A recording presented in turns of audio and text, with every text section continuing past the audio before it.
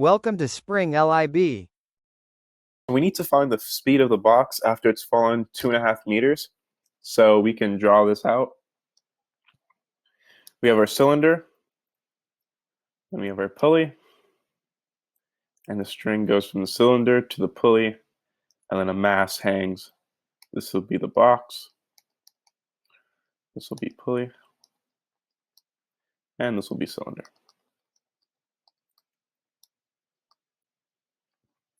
At this point, we can find the mass of this. We can write down our givens. So the mass of the cylinder, 5 kilograms. Radius of the cylinder, 40 centimeters or 0.4 meters. Mass of the box, 3 kilograms. The height, 2.5 meters. We also have the mass of the pulley, 2 kilograms. And the radius of the pulley, 27 meters or 0.2 meters. We can just immediately convert. So we have energy initial equals energy final. We're trying to find the velocity of the box after it has fallen 2.5 meters. So we have energy initial equals energy final, or GPE, gravitational potential energy, is going to equal kinetic energy trans plus kinetic energy rotational.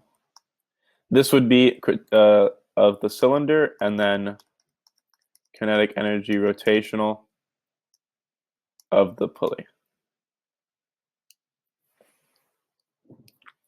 And at this point, we can then try to solve for this. So we have mass of the box times gravity times height. This can equal 1/2 times the mass of the box times the velocity squared plus 1/2 the moment of inertia of the cylinder times the angular velocity of the cylinder squared plus 1/2 times the moment of inertia of the pulley, the angular velocity of the pulley squared. At this point, we know that the moment of inertia of the pulley, because it's a uniform disk, it's going to be 1/2 mass of the pulley, radius of the pulley squared. For the cylinder, it's going to be the exact same thing, 1/2 times the mass of the cylinder, radius of the cylinder squared. And then we know that the angular velocity of the pulley is going to be the linear velocity divided by the radius of the pulley, and the angular velocity of the cylinder will be equal to the linear velocity divided by the radius of the cylinder. At this point, we can substitute all of these values. So we have m sub b gh equals 1/2 mbv squared plus 1/2 times 1/2 mcrc squared. And then this would be v/rc squared plus 1/2 times 1/2 mass of the pulley, radius of the pulley,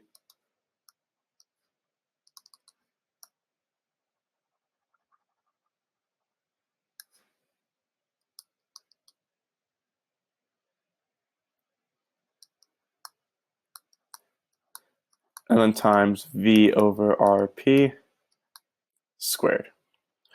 At this point, mbgh, we can simplify and say half mbv squared plus 1/4 mcv squared plus 1/4 mpv squared. So we know that v is going to equal 4 mbgh all divided by 2 times the mass of the box plus the mass of the cylinder plus the mass of the pulley. Quantity to the 1/2 power. And at this point, we can solve. So 4, 3, 9.8, 2.5, and then 2 times 3 plus 5 plus 2, all to the 1/2 power. And this is going to be 4.755 meters per second. This will be our answer. This will be the linear velocity of the box after it has fell 2.5 meters. And that's the end of the solution. Thank you for watching.